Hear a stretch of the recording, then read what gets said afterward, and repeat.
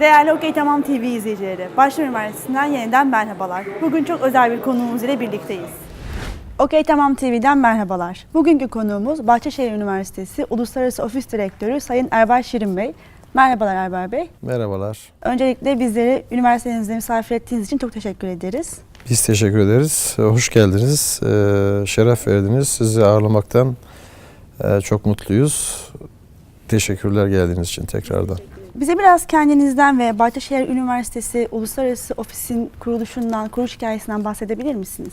Şimdi Bahçeşehir Üniversitesi 20. yılını kutladı bu sene.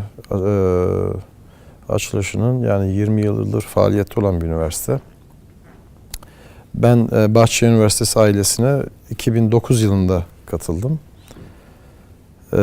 2009 yılına kadar Bahçeşehir Üniversitesi'nde Uluslararası Ofis tek çatı altında çalışmaktaydı. Hem Erasmus hem Exchange programlarıyla beraber 2009 yılında 17 yabancı uyruklu öğrencimiz vardı ve benim gelmemle beraber yeni bir oluşuma geçildi. Ve o sene Uluslararası Ofis Yabancı Uyruklu Öğrenci Ofisi olarak yeni bölüm açılarak faaliyete başladık. Yani aşağı yukarı 9 yıl önce faaliyete başladık. Ve o zaman atmış olduğumuz doğru adımlar 2018 yılında sonuçlarını olumlu bir şekilde verdi. Adımların doğru olduğunu da daha sonra test etmiş olduk bir şekilde. Yani ilk başta 17 öğrenciyle başladığınızı 17 söylediniz. yabancı uyruklu öğrencimiz vardı ben göreve başladığımda. Hı. Şu anda 3500 yabancı uyruklu öğrenci 118 farklı ülkeden üniversitemizde eğitim almaktadır. Yani peki bu şeyi nasıl değerlendiriyorsunuz? Öğrenci artışı nasıl değerlendiriyorsunuz üniversitede? Şöyle, yani ben 2009 yılında Türkiye'deki yabancı uyruklu öğrenci sayısına, istatistiklere buraya gelmeden önce de baktım. Aşağı yukarı 20 bin öğrenci Türkiye'de eğitim görmekteydi, yabancı uyruklu öğrenci. Ve 4 bin öğrenci yılda Türkiye'ye yabancı uyruklu öğrenci olarak geliyordu ve bu aşağı yukarı 40 ülkeden öğrenci alıyorduk biz. 2009 yıl 2010 yılında YÖK'ün almış olduğu aslında devrim niteliğinde bir karar oldu. Bu da yabancı uyruklu öğrencilerin Türkiye'ye gelişinde YÖS yabancı uyruklu öğrenci sınavının üniversitelerin inisiyatifine bırakılarak isteyen üniversitelerin bu sınava girmeden de öğrenci alabilmesinin yolunu açtı ki dünyanın her yerinde bu şekilde üniversiteye başvurular var. Bunun sonucunda Türkiye öğrenci akışı yoğunlaştı ve şu anda 120 bine yakın yabancı uyruklu öğrenci Türkiye'de eğitim görmekte. Şimdi Bahçeşehir Üniversitesi özeline geldiğimiz zaman da 17 öğrenciden 3500 öğrenciye gelmenin hikayesi ve bu başarının sırrı şunda: ben üniversitemizin doğru adım atmasından, global bir üniversiteyi hedefleyip bu yolda yürümesinden, benim şahıs olarak üniversitedeki pozisyonum, bana verilen mütevelli heyet tarafından verilen yetkiler, imkanlar, bunların doğru değerlendirilmesi. 92 yılında benim yurt dışına öğrenci olarak gitmemde edinmiş olduğum deneyimler, orada empati yaparak yurt dışına gelen öğrencilerin nelere dikkat ettiğini, hangi kriterlere dikkat ettiğini bir nevi burada uygulamasını yaparak yola çıkmıştım. Ve başarılı olduk. Allah'a şükürler olsun. Şu anda güzel bir rakama gelmiş olduk. Yani rakamlardan bahsettiniz ama şu an hali hazırda üniversitedeki yabancı öğrenci sayısı nedir? Yani 3500 bunu öğrenci. Bunu genele vurduğunuz zaman yüzde kaçını oluşturuyor yabancı öğrenciler? Tabii ki. 28 bine yakın öğrenci şu anda Bahçeşehir Üniversitesi'nde eğitim görmekte. Toplam öğrenci. Bunun 3500'ü yabancı uyruklu öğrenci. Aşağı yukarı %13, %14'e gelen bir yabancı uyruklu öğrenci sayısı var. Ama lisans olarak aldığımız zaman %22 yabancı uyruklu öğrenci sayımız var. Çünkü lisansta biz daha çok öğrenci almaktayız. Yüksek lisanstaki öğrenci sayımız az ve ön lisansta da öğrenci sayısı az. En azından arzu ettiğimiz oranda değil. %30 hedefimiz var ki Amerika'da ve eğitim ihraç eden ülkelerin çoğundaki oranlarda bu oranlardadır. Ona yaklaştık, o hedefi tutturduk diyebiliriz Bahçeşehir Üniversitesi olarak. Eğitim ihracatından bahsettiniz. Ben de o konuyla ilgili bir şey sormak istiyorum. Son 2 yılda Türkiye İhracatçılar Meclisi tarafından Türkiye'nin 500 büyük hizmet ihracatçısı araştırması yapılıyor. Ve son 2 yıldır da Bahçeşehir Üniversitesi birinci üniversite olarak hizmet ihracatı eden birinci üniversite olarak seçiliyor. Yani bu büyük bir başarı. Sizce bunun sırrı nedir? Çalışmalarınız nelerdir bu başarıyı elde etmek için? Neler yapıyorsunuz? Doğru, biz son TİM tarafından verilen hizmet ihraç ödüllerinde son 2 yıldır bu kategori eklendi aslında. Ondan önce başka bu kategori yoktu. Olsaydı yine biz alacaktık. 2 yıldır vakıf ve devlet üniversiteleri içerisinde Türkiye'ye en çok döviz kazandırıcı üniversiteyiz. Bu sene de yine birinciyiz biz. Verilere baktığımız zaman halen ilan edilmedi ancak verilerde 3 yıl üst üste birincilik ödülünü almaya hak kazanan bir üniversiteyiz. Bunun vermiş olduğu aslında döviz kazandırıcı kısmı beni çok fazla ilgilendirmiyor. Benim amacım burada Türkiye'ye gelen öğrencilerin Türk kültürünü tanıması, Türk insanını tanıması, gitmiş oldukları ülkelerde 118 ülkeden bahsettik, öğrencimiz var. Gitmiş oldukları ülkede Türkiye ile ilintili hayatlarını devam ettirmeleri bizim en büyük kazancımız.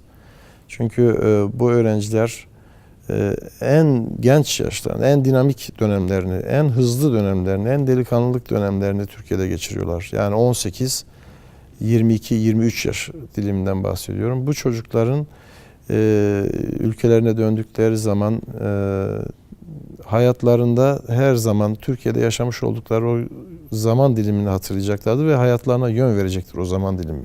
Ben böyle düşünüyorum çünkü ben bunu yaşadım 92 yılında Özbekistan'a gittiğim zaman.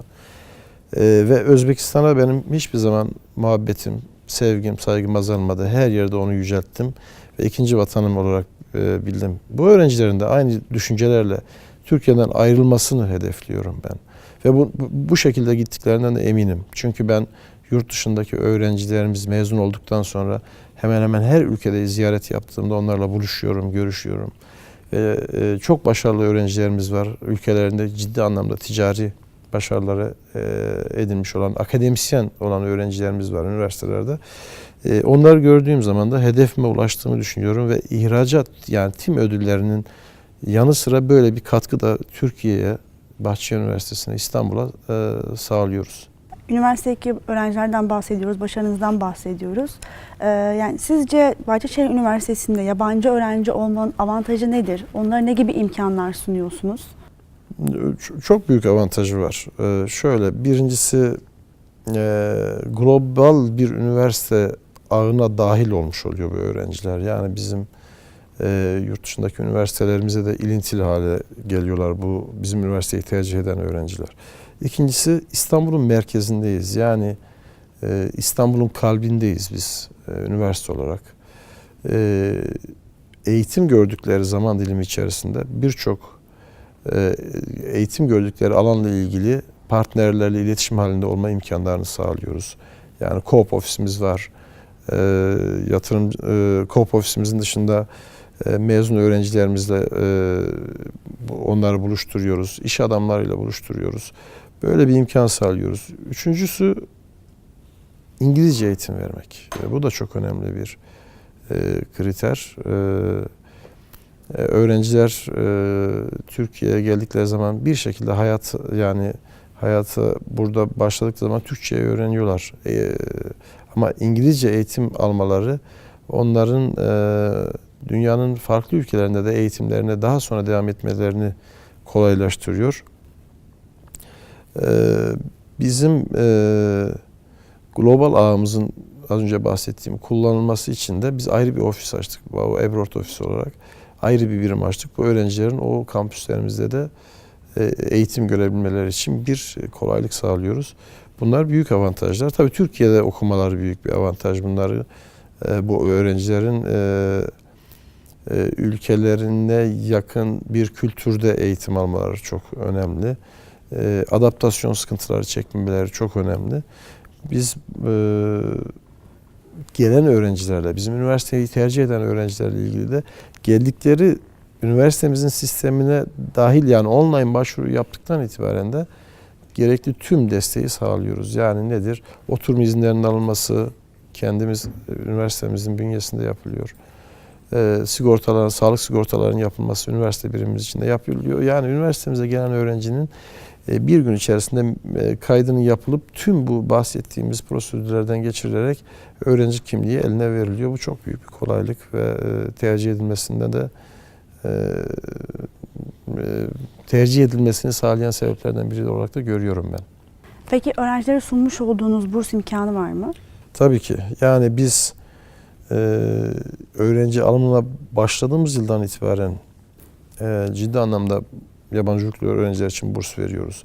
Şöyle söyleyebilirim. Bir kere üniversitemiz içerisinde yabancı ve Türk öğrenciler için bir ayrım yapmıyoruz burs konusunda. İkinci sınıfa gelen bütün öğrenciler bölümlerinde ve girmiş oldukları yıl itibariyle bakıldığı zaman